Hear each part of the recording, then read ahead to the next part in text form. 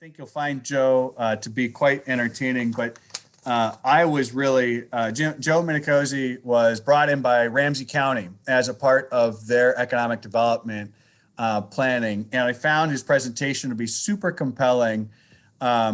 His experience, he's the principal of Urban 3, his company. But before that, he actually ran a downtown organization in Asheville. And I think he'll share some of his experiences there in that role. But what I found especially compelling was his way of really thinking about land use in a way, and the importance specifically of downtowns to the kind of financial health of our cities and counties. But really great visualizations, great way of kind of repositioning the way we think about things. So Joe, I'm going to turn over to you for about a 45 minute presentation. We'll have some time for questions afterward, but I am thrilled that you're able to join us. Joe, thank you for coming and being a part of our annual meeting and our engagement series. I turn it over to you. Everybody, please give a virtual round of applause to Joe Minicozzi. Thanks, everybody. Okay, you can see my screen moving around over here. We're good. Okay. I'm going to fly through a lot of information. A lot of this show I'm going to go through pretty quickly. So if you want to sit down and look at it, there's actually a videotape of it for the deeper Ramsey show. And I don't know if are y'all recording this as we go? Okay, so this is recorded as well. So here we go. When I talk to people about cities, I tend to frame it in a reference of a form of they're interrelated. You can learn from other places. Joe's mentioned other cities that is just in his talk today. I view cities at the end of the day, if you can take anything away from my presentation, they're all places in time and they have a form of a DNA, kind of the way that I have a DNA. And this is how I started my life when I was 3 months old, when I had hair, and this is my path. I'm going to be my grandfather, whether I like it or not. There's not a lot I can do to change that experience, or more importantly, I'm going to be this guy, my father. So I've got genetic issues. I'm genetically Italian. There's not a lot I can do to change that. You'll see me like wave my hands when I talk. It's who I am. But we also have a genetic predisposition to heart disease. So I have this conflicting issue of being an Italian and I want to eat a lot of food, but I also have to watch my weight and I have to exercise and lower my cholesterol. So that's in me. I've learned that from my father. I've learned that from every Minicozzi man in my family. So I have to deal with that issue.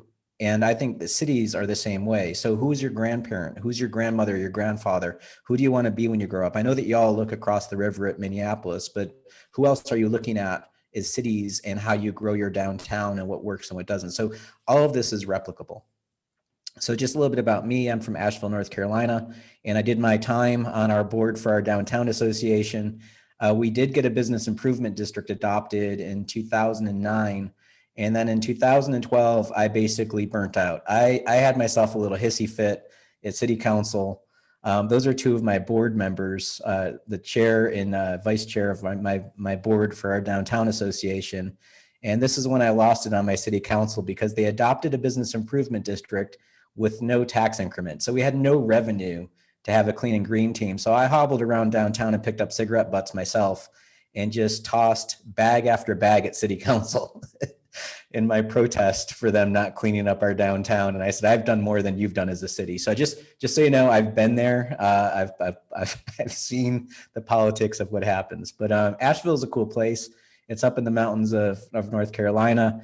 We're known for the mountains. We're known for bluegrass music. We're known for beer. We're 90,000 people. We have 40 breweries. It's kind of insane. That's 2,500 people per brewery if you want to do the math on that. And like any quirky little mountain town, we have men dressed as nuns on tall bikes that eat fire. It's your typical little place. Well, Asheville didn't start this way. Asheville was basically a town in the mountains in the 1800s. 15 years after this picture was taken, this is the same location in our downtown.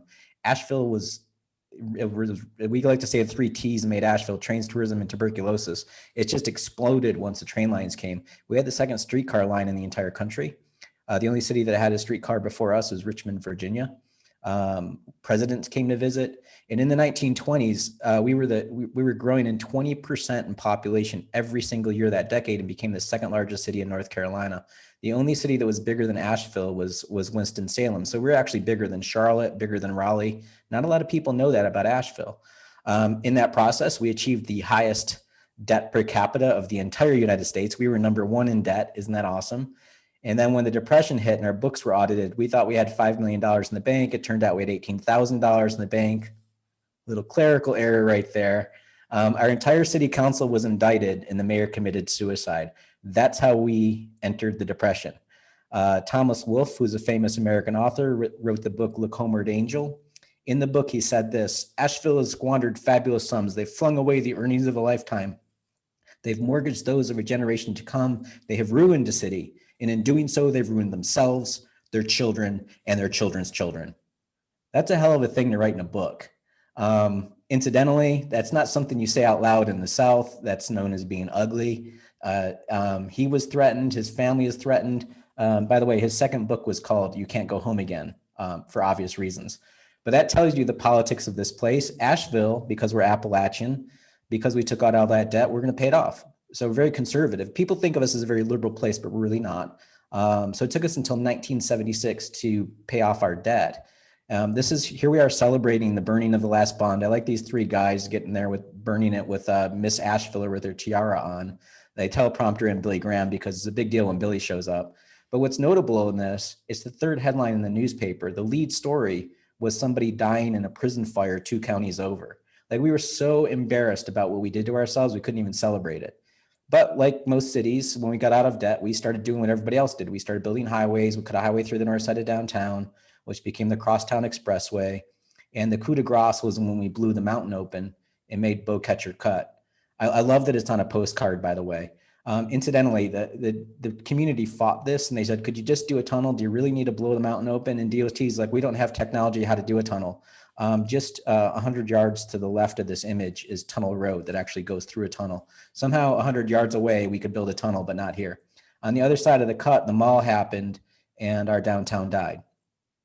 Is that a familiar story? Has that happened in any place that you've heard of where the malls happen, your downtown dies? But we were so dirt poor, we couldn't do anything about it. So we just boarded up our buildings and just left them there fallow. That's a picture of a 1996 Chevy Celebrity right there. This wasn't too long ago that our downtown was just completely boarded up. And like a Greek choir, anytime somebody tried to do something downtown, it was met by this cultural force of people that lived here that had that memory of the collapse.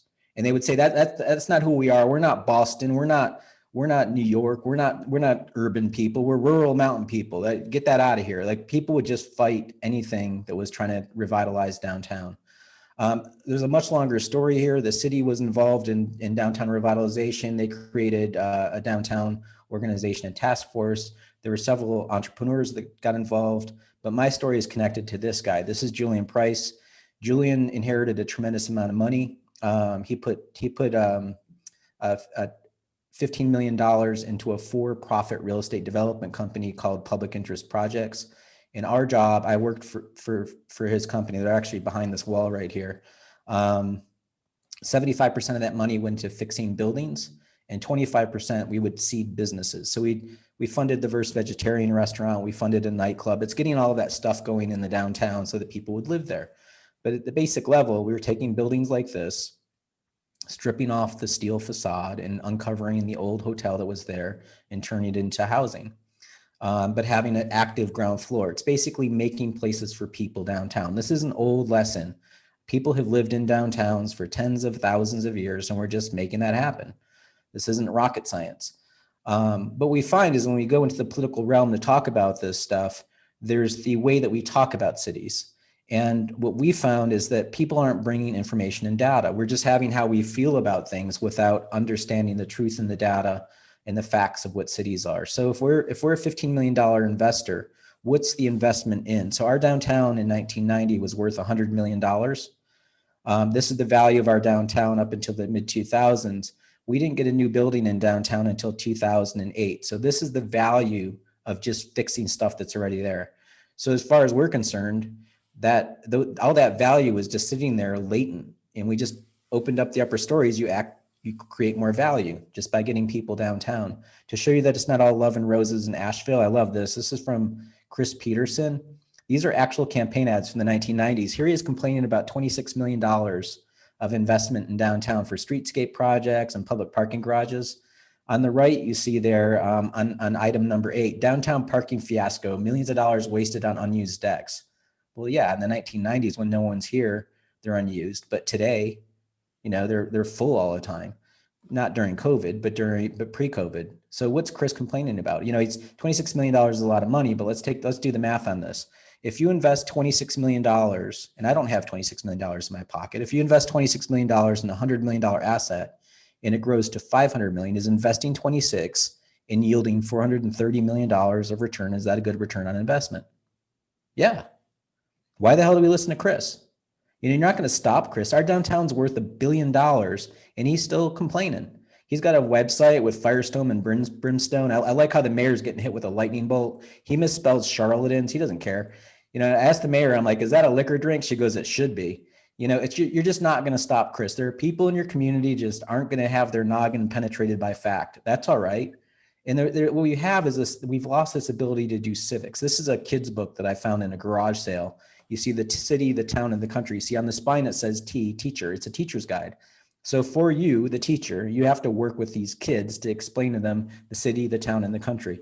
Actually, it's a 3rd grade textbook. And if you see on the left, in kindergarten, you learn about your house. 1st grade, you learn about your school. 2nd grade, you learn about the neighborhood. 3rd grade, you're learning about regional planning. Did y'all do that? If you note on the lower right, the book was created in 1959. This is a Dick and Jane kind of book that 3rd graders would learn about civics. In the teacher's guide, this is for you to talk to your kids. I love this. While patterns vary from state to state, counties are usually responsible for education, library, health, welfare, etc. Look at the 2nd paragraph. In studying the functions performed by your county, you will no doubt find there's duplication of services and overlapping of jurisdictions and a lack of coordination between your county and the communities within it. Y'all have that problem? Are you like actively engaged with your county? I mean, we did a study with your county. So, were you actively engaged in that? City after city I go to, there's this constant disconnection of not knowing this. In the book, here's a lesson plan. It's painfully white. It's also misogynistic. The girls are shoved in the hallway for some reason. But on the left, you read about what's going on. There's a new factory that gets built. There's even more kids that go to school. So in blue at the bottom of the page, you can't really see it, but under that it says, give 4 good reasons for building a new school. You ask your 3rd graders about what? Equity. Everybody should have a desk, right? Maybe split the class in 2, get another teacher so some of those kids could get in the classroom. Like that's talking about infrastructure now. On the right-hand page, it says Mr. Canfield, who lived next door to the Allens, he didn't want a new school. He says our taxes are too high now. If we build a new school, we'll need more teachers and we'll have to pay still higher taxes. That is indeed true. Stuff costs money. So in blue at the top of that page, you ask your 3rd graders this: why would some people have to pay higher taxes if a new school were built? And why are people against paying higher taxes?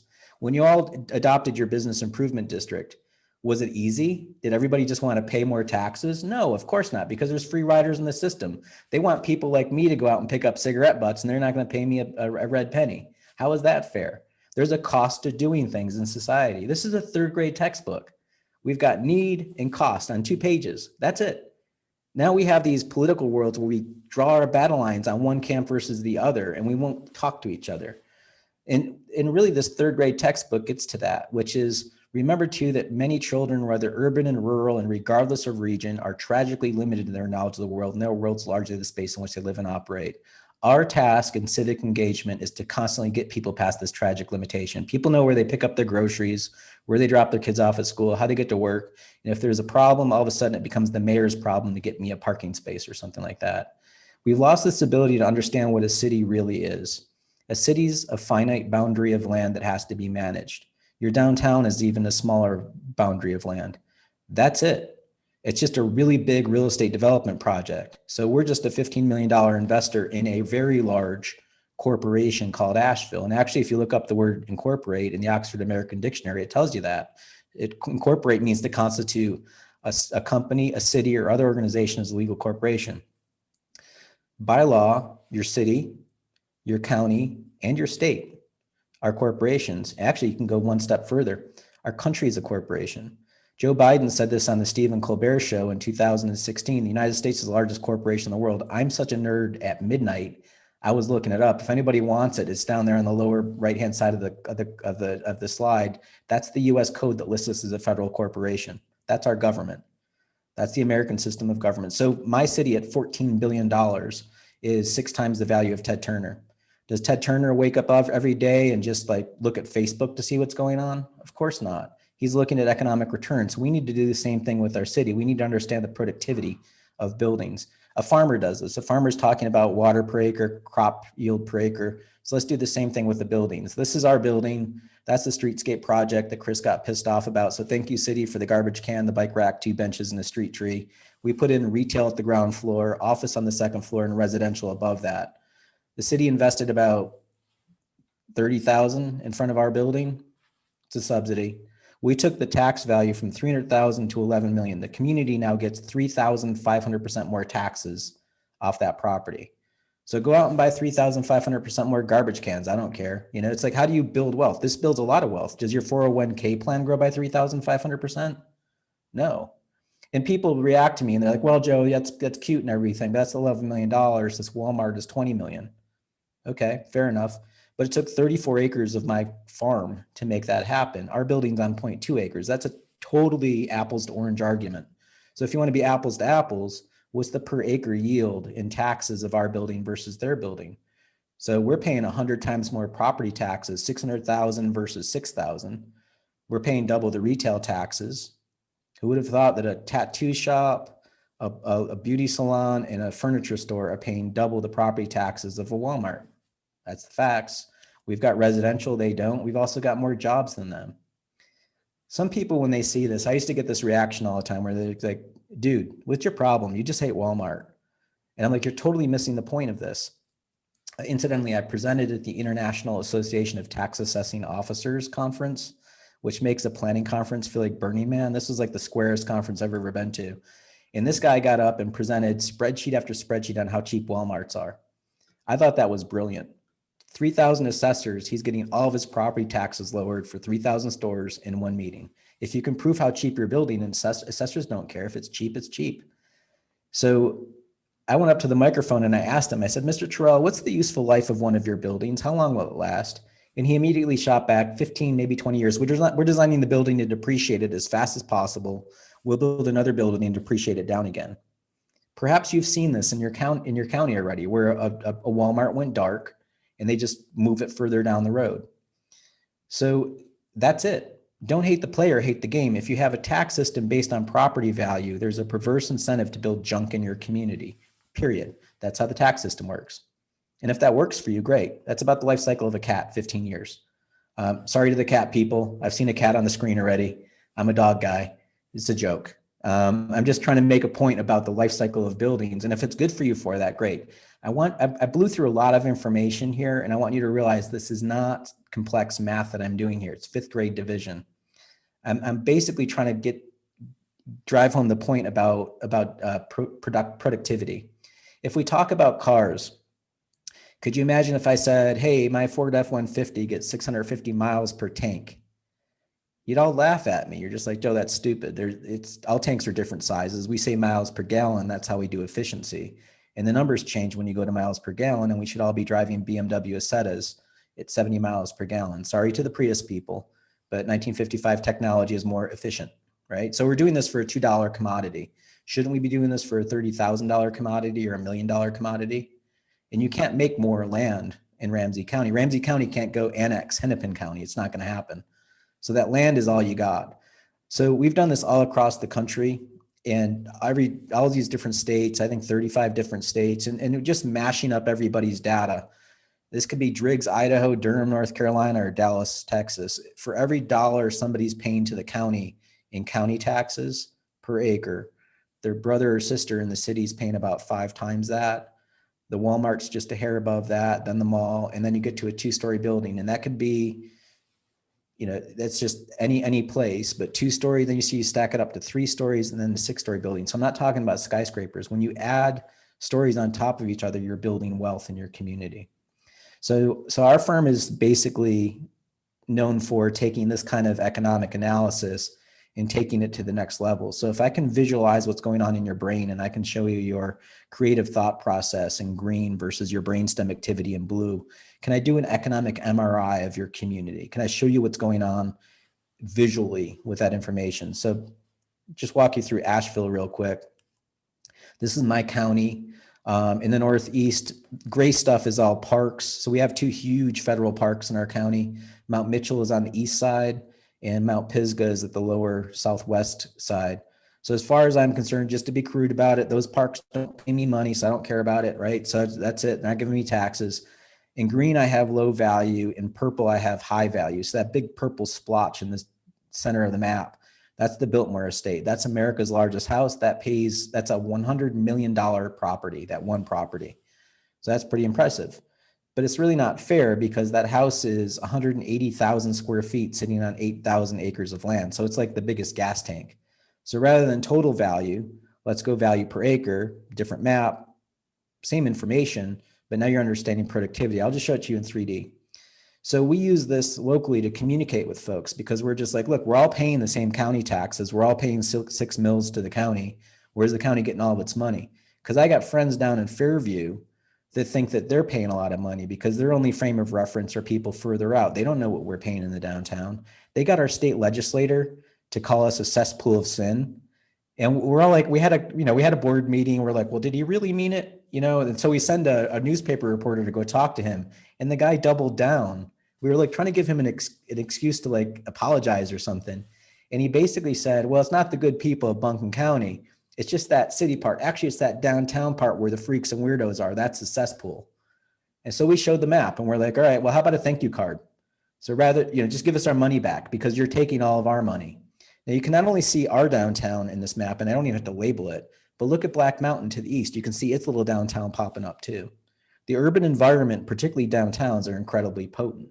This is all just spatial analysis that we're putting on a map. I know this joke only works for people over the age of 35, but I'm going to keep it in this show. It's spatial. So for you all, your county asked us to do the model. It was about sharing all of this information around your county. Here's your county's total value. So if you look along the highways, you see the big parcels are super hot. And again, because they're big parcels, per acre, the heat changes toward the downtown. I can show it to you in 3D. You can see the potency of downtown St. Paul. You can also see the gravitational pull toward Minneapolis to the west. And all of that value is built up in the old city. And you can also conversely see how little value you've gotten out of suburban environment. Now, this isn't to fault them. This is just the way that our tax system works. When you build cheap buildings, you get low value. Our great grandparents didn't think that way. Focusing in on St. Paul, total value, and then value per acre. And so here's just focusing on St. Paul. And we've also got the downtown in isolation. Again, we can share this whole GIS file with you all as well. We've got it. I think the county has it as well. Countywide, you're looking at 34% of your county is non-taxable. When you get into the city, you're about 36% non-taxable, which actually isn't bad considering the number of colleges that you all have. We were kind of surprised by that. So even though you have all of those non-taxable entities, you're actually doing all right. 30% for a city is what we're at, and we only have one school. Your downtown, however, is where the difference happens. You have about 50% of your downtown is non-taxable. That's kind of high. Now, you are the state capital, but still, that's a lot. You also have some pretty big scars and wounds. You can see the big white gaps from the highways that carve through your downtown. Here's a side view of the county, looking at it, and you can see the mountain profile of downtown. North is to the right of the slide. And I won't go into detail, but basically, this project was about chiseling off and looking at all of those places and seeing what their downtowns are and everything. But back to you guys. St. Paul is about 30% of the footprint of the county. It's producing about 50% of the county's property taxes. That's a 1-to-2 ratio of productivity. That's potent.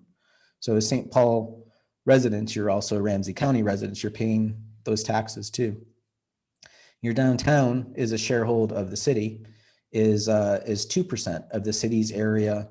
And for downtown, y'all are producing, oops, that pie chart's a little messed up. It's about 9% of the county's property taxes. That's a 1 to our city's property taxes. That's a 1 to 5 ratio of productivity. I've got to recolor that pie chart. But your downtown for your county, however, is 0.5% of the county's footprint is producing 4% of the county's property taxes. So that's a 1 to 9 ratio of productivity. That's really good. So pound for pound, dollar for dollar, you're punching 9 times above your weight for the land area that you take up in the county. So let's have a conversation about the county, about how y'all can work together. As you add wealth to the downtown, you're adding wealth to the county, and that's good for everybody. I won't go through all, I'm going to blow through a bunch of these really fast, but basically these are the ingredients that make value. We usually grab a Walmart, but for y'all, we grab a Target because of who you are, and the headquarters are just across the river. But your average Target, this is like the Big Mac index. Everybody's got the big box, and your big box is about $1 million an acre of value. Now, to compare that against residential, Ramsey County single family is below that. So Walmart or your Target is worth more than your housing in single family is about 900,000. Your multifamily is double that in the county. When you get into the city, it pumps up to about 1.4 million or 1.5 million. And then when you get into cities multifamily, that's pretty impressive at about 3 million. You have some really amazing examples. One of our favorites is that building on Portland there at 10 million an acre for that thing. It's a cool looking building too. But you also have some new buildings that you're building in and around your community. That the Winnipeg is coming in at about 7.6 million, or about 7 times a Walmart for that building. It's got a green roof and all of that. So that's pretty cool.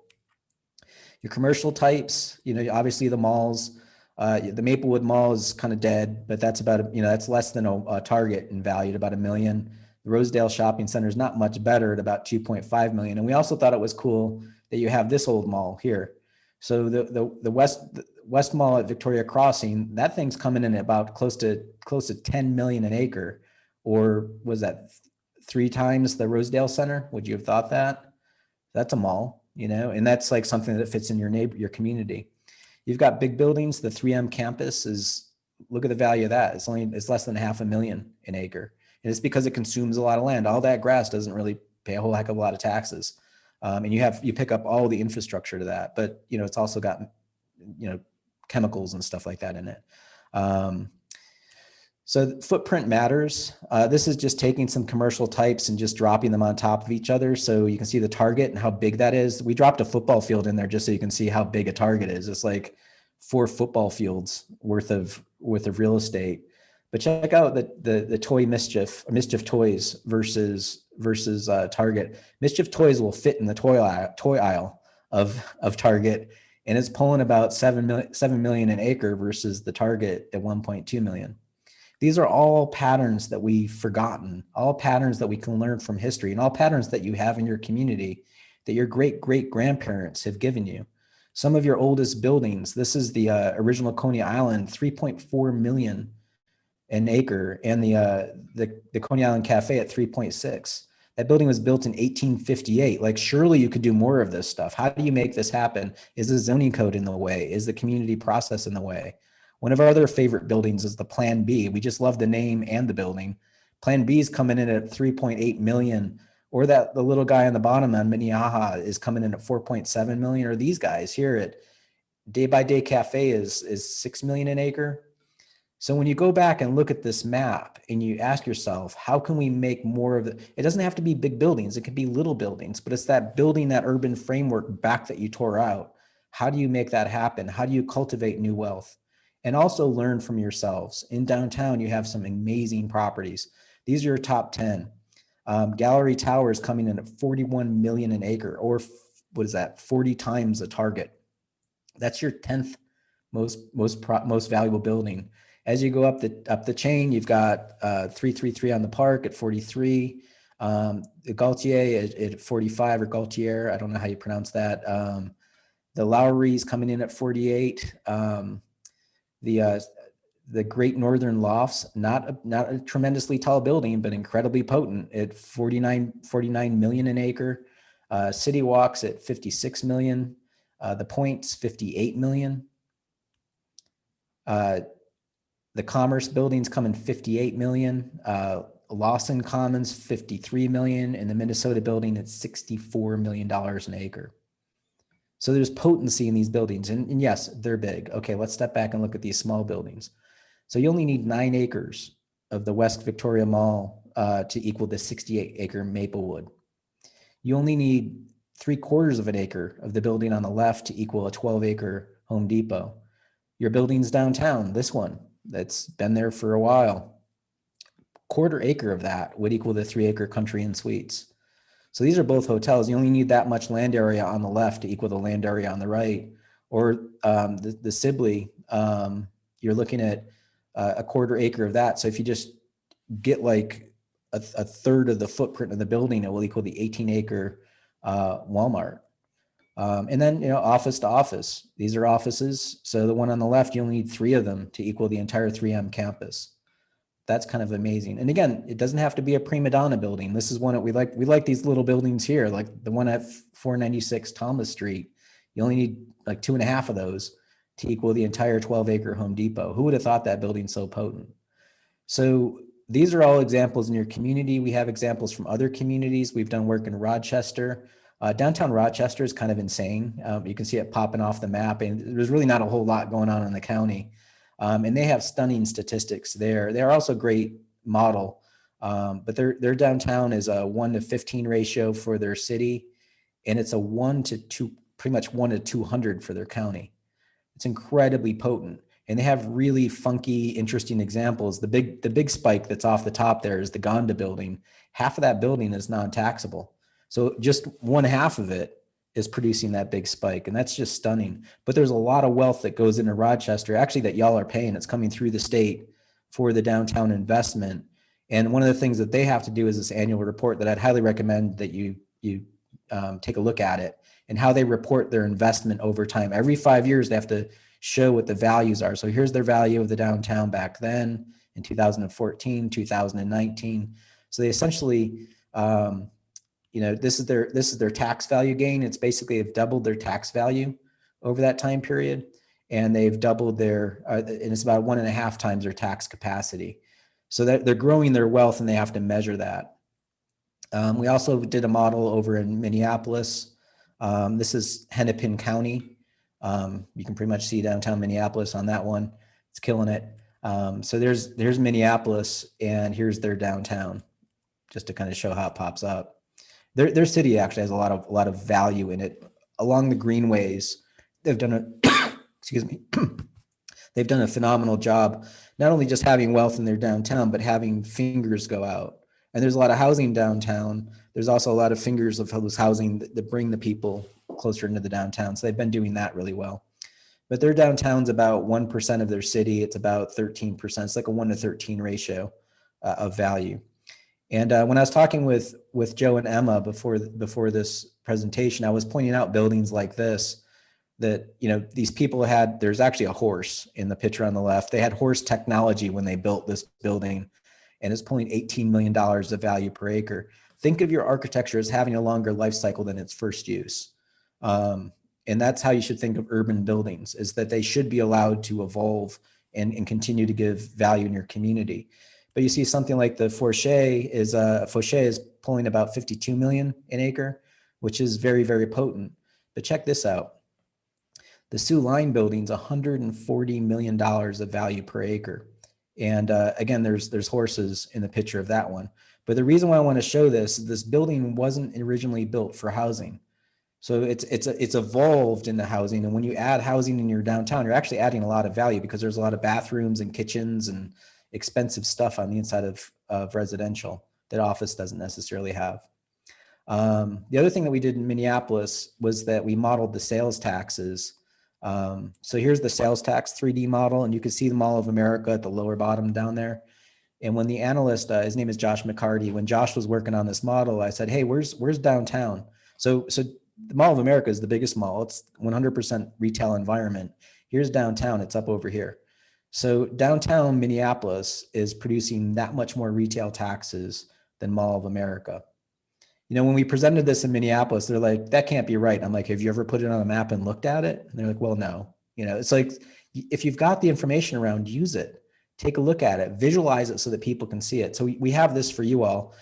This is Ramsey County, and here's your model. So your downtown is actually doing quite well as well.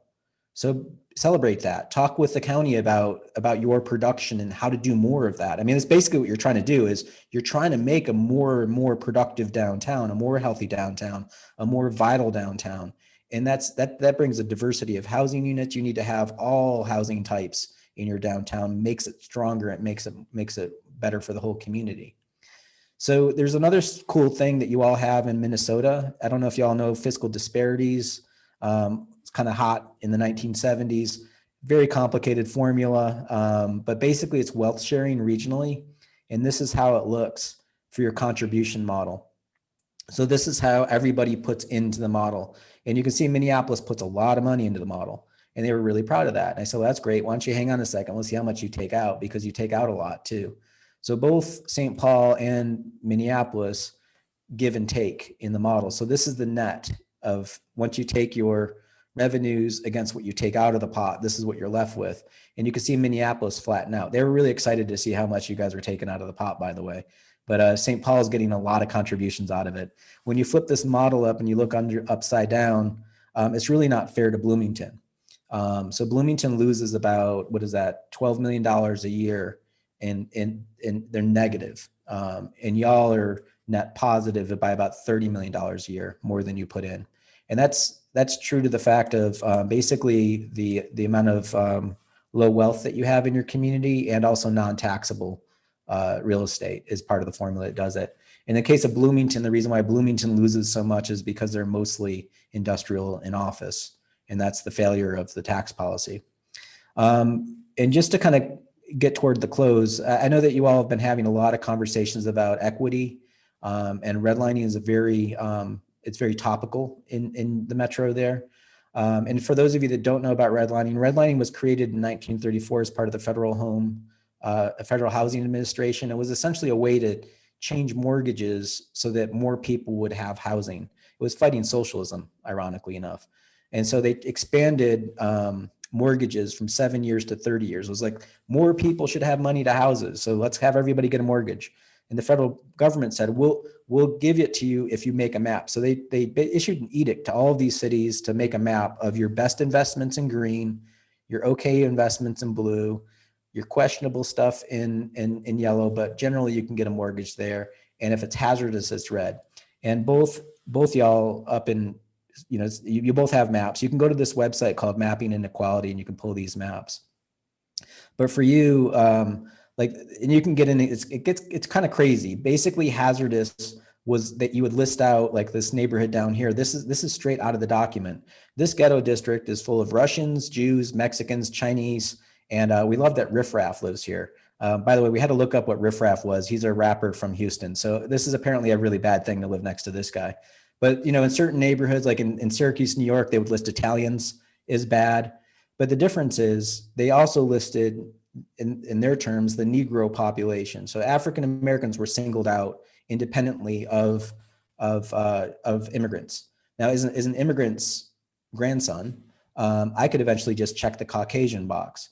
African Americans couldn't. So these neighborhoods, all of a sudden, they just wake up one day and you can't sell your house. Because think about it, you can't get a mortgage in a redlined area. If you can't get a mortgage, you can't sell the house. So those families in those redlined areas would just pass the house on to heirs. And one of the things that you can do is you can lay this on top of a race map, and you can see African Americans are in green, and you can see, near the Rondo neighborhood, it's now predominantly Asian and African American, but it follows the patterns of these redlined areas. And again, we'll give you these maps so you can lay them over each other, but it's essentially calcified. It's not, redlining stopped in 1968, so for 50 years, but how is it today we still have these racial disparities? And you also have an economic impact. So this is the average value per acre in those districts today. So you can see as you go, every district from green on down to red, every district is taking a value haircut through the whole thing. We essentially had this in place for, was it 30 or 40 years? You've created 30 or 40 years of economic catharsis or economic calcification. So it's going to take a while to get out of this, but you have to know what the economic effect is. So we've made these maps for you, and we also made them for Minneapolis as well. So when you look at the two of y'all together, you're actually in better shape than Minneapolis is with the red line stuff, to be honest with you. You can see along the river, you've actually started to cultivate new wealth in your redlined areas. But if you look at the Northwest neighborhood in Minneapolis, it's still pretty bad over there. So we have these numbers for you all, and you can see that this is how you guys stack up. Your red line areas are basically averaging at the same level. It's your yellow areas that you need more work on in your community. And again, I mentioned the Rondo neighborhood earlier. Here's the thing that's really kind of, I don't know how to be diplomatic about it, but it's just not cool. That basically for 30 years, you've eliminated wealth in the neighborhood because of race, ethnicity, or immigration. And then after that neighborhood became low value, with air quotes around it, then we followed through with things like this, where we did urban renewal, we ran highways through it because it was then cheap land. And you could lay the highway scar and see the red line map underneath it, and see the colors of what happened there, and also the loss of property in people's houses. So that's when we talk about reparations, this is one of the things to maybe consider. What kind of wealth was taken from these places? We did an analysis in Kansas City, and we figured out in 1/2 square mile neighborhood, it was essentially an accumulated loss of taxes of $30 million. So it was like their great grandparents just wrote a check for $30 million and flushed it down the toilet, because those families couldn't pay taxes anymore because they lost value in their houses. So anyway, on that dour note, there are things inside the economic policies that hints toward. There are policies that you have control over. One of my favorites is valuation of dirt. And so we can go into the model and just turn off the buildings and just look at how dirt's valued.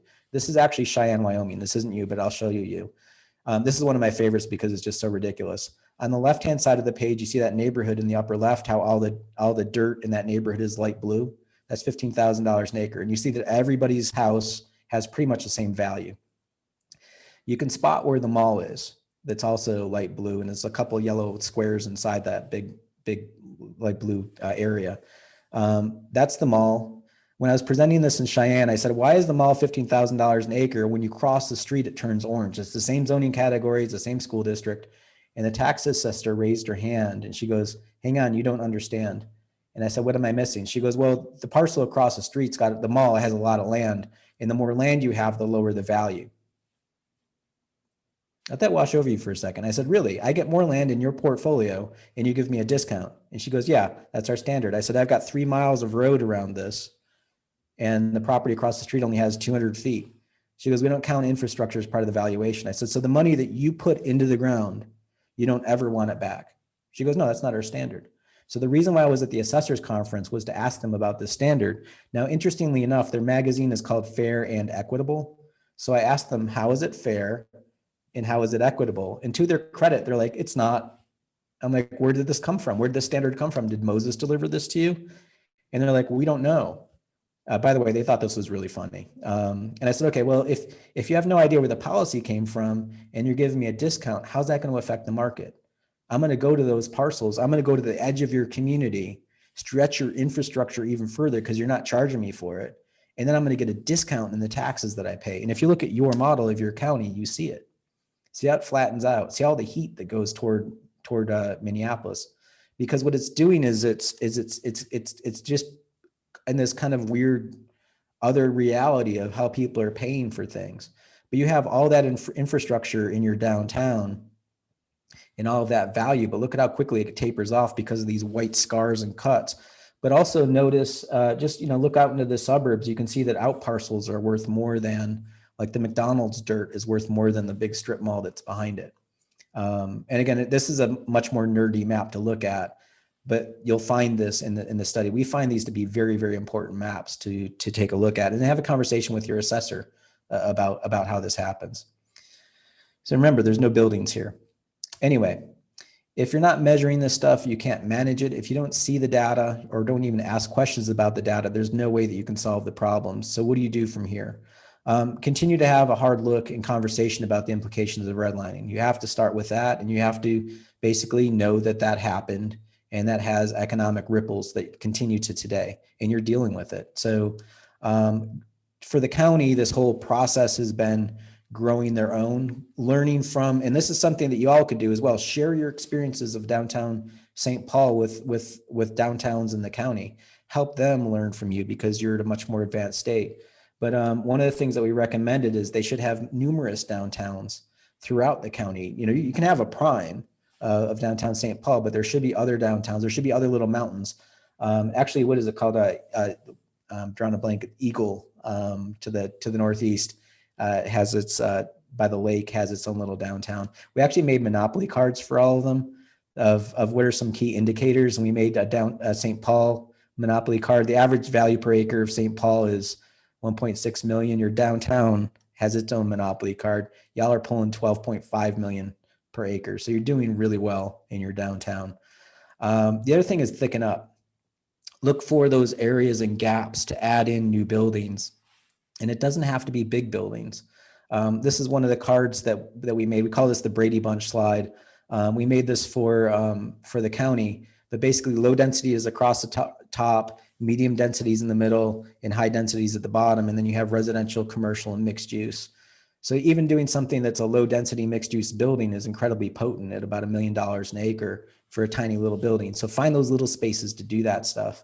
How many day by day cafes can you add between downtown and the neighborhoods to kind of stitch it all together and increase the pedestrian realm to your downtown? And obviously when you add more downtown buildings, it gets really amazing.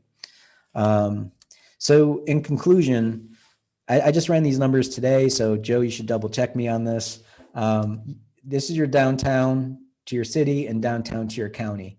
Open the door for a conversation with your county as well. Y'all should be talking together. You're kicking out, it looks like about $14.7 million a year in property taxes to the city and $14.1 million a year in property taxes to the county. That's impressive. So what kind of value enhancement is coming back from that? You shouldn't get that whole thing back. You're all in it together. Downtowns are the golden geese that produce the eggs for the rest of the community, but you got to feed the geese. So there needs to be some continuous reinvestment with your improvement district, but also with the city and the county to work together to grow wealth together because you're all in it together. You're a shared corporation. So I'm at 45 minutes. I know that I've gone really fast. I just want you to realize this is just accounting as far as I'm concerned, but we're just putting on a map. We call it geo-accounting. And like your accountant, we don't care if you buy a boat, I care if you can afford a boat. So don't go buying things you can't afford, but also look at the numbers. They're now all on a map for you. So make some decisions and just don't be threatened by the math. And to close, I would recommend Minnesota's own Chuck Marone. He's up in Brainerd.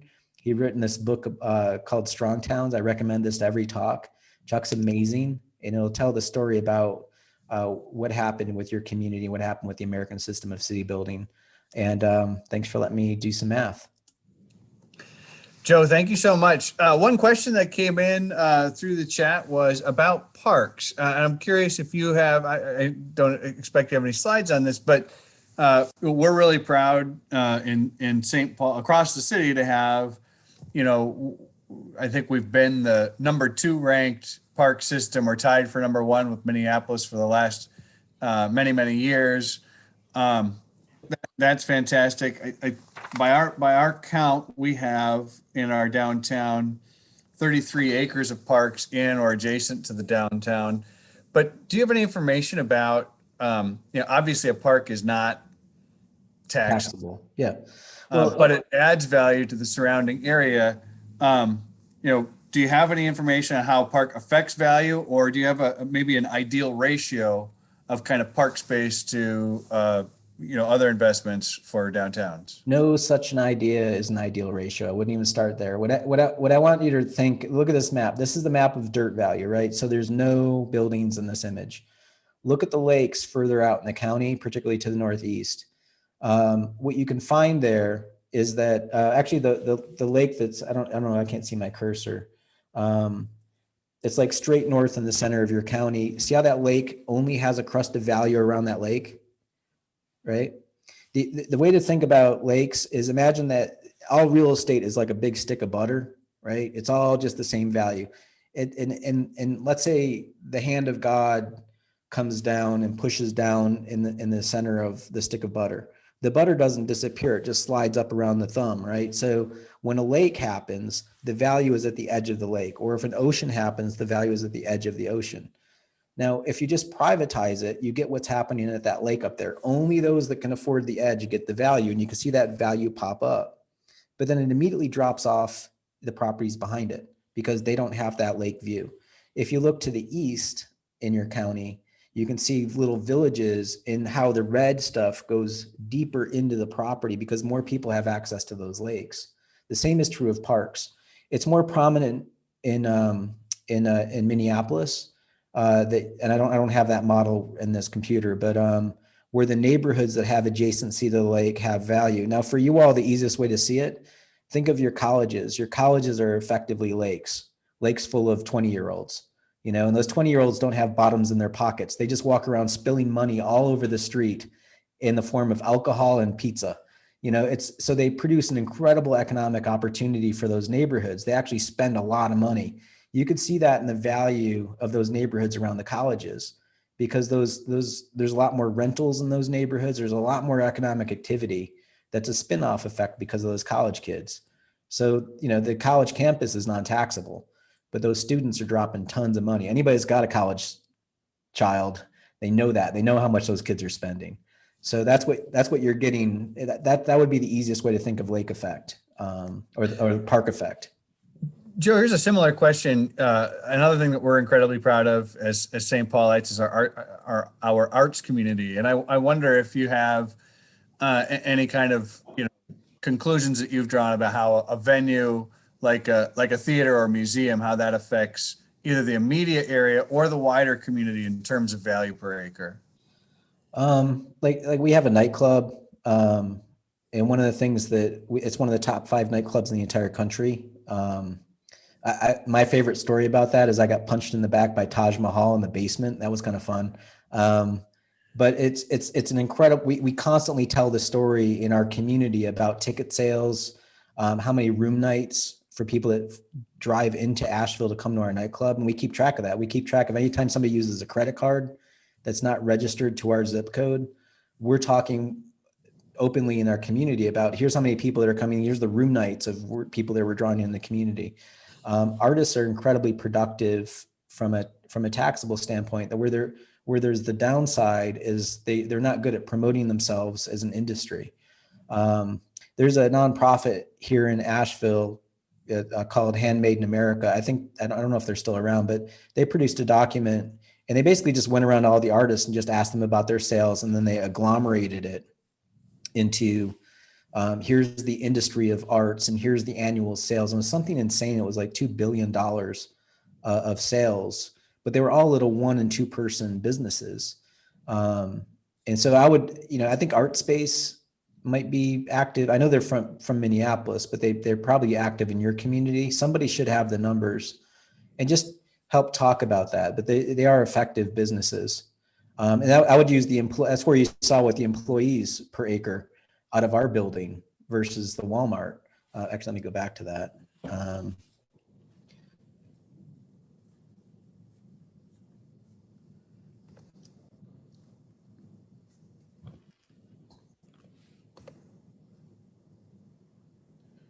When you put these side by side, again, remember tattoo shop, hairdresser, and a furniture store.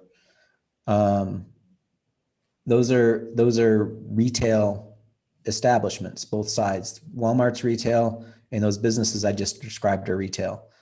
On the blue line or the red line, who's paying their retail sector employees more per hour? Us or them? Probably us. It's going to be a nickel or a quarter more, but that tattoo parlor is going to be paying that person more than the Walmart employee. Now let's talk about the spin-off effect. On the right-hand side or the left-hand side of this image, who's hiring the local attorney, the local accountant, the local website designer? Is it going to be the tattoo parlor or is it going to be the Walmart? It's going to be the tattoo shop, the beauty salon, and the furniture store. So that's the economic spin that goes into it. So when I tell this story here in Asheville, I'm making sure that I'm talking about that stuff, because those businesses don't have time. Y'all know that. They don't have time to show up at your meetings. They don't have time to take part in, they might show up at a beer event where you're like, need some volunteers to pour some beer. But for the most part, these folks are incredibly busy keeping their doors open. And that's the hardest task of managing a downtown, is being the advocate and the voice for those businesses that are too busy to do it themselves. And we have that same issue here in Asheville. So we try to find a way to talk to them and get their numbers. We're lucky here. There's a statewide organization called Minnesota Citizens for the Arts. I'm just posting into the chat a link to that study. But to sort of follow up on that earlier question, I think that the realities are our arts and culture economy is quite robust. We've got I think about if I'm looking at it right, 13,000 jobs associated with that, and about almost $500 million of economic impact from our nonprofit arts sector. So what encourage people to take a look at that. Yeah, if there's, just from a bias standpoint, and I'm going to be a little testy about those last two questions. The reaction I get from my presentations is, I mean, you notice I'm presenting the information in a completely different way than people typically talk about cities. Yet people, both of those two questions are very common questions. It's like, well, that's fine, but do you notice what's going on in your communities? Let's get past parks and artists. I'm all for that. And let's not, I need you to see the fire that's raging in your backyard. So this is just your buildings, your parking, and your right-of-way for your county. So let this wash over you for a second. That's the footprint of how much land you take up for your buildings, your parking, and your right-of-way. That beige stuff is everything else. Berms, buffers, backyards, farms, whatever. We don't use that much land to inhabit our cities. If you just push all of your buildings together, that's it. That's all the land you needed to take. Now you're going to say, well, Joe, I don't want to be so close to everybody else. I don't want to hear your dog bark or whatever. Well, guess what? When you stretch out, you need parking. You also need roads. Roads you have to pay for in perpetuity. You have more land dedicated to roads than you have buildings. That's insane. You got to pay for that. And guess what? Parking doesn't pay you anything. So when then you zoom in, your downtown's not bad. You have a good dense downtown, but as soon as you get toward those highways, look at how bad it gets. You know, and then that's a cost. So when you look at the value, so on the left is the use, on the right is the value. Look at how small the value is of that parking. It's nothing.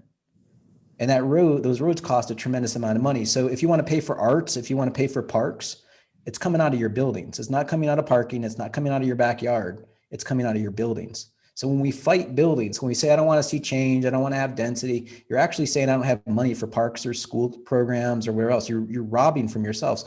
And those roads have a steady diet of revenue that goes into them. And city after city that I go to, it's once a road goes down, you have to rebuild it every 50 years. So that's a lot of roads that y'all have. So just be mindful of that. It's like, you can ask for parks, but those roads will always take your money. And particularly when you have to plow them, you know, it's like they always ask for money, and we always have to fix those roads. But if you have too many of them, you're going to go broke. There was a question, and I'm not sure if you have a response. It's okay if you don't, but you know, any thoughts about the skyway system we have and how that either contributes or doesn't to the value per acre, or just as an urban planner to our downtown?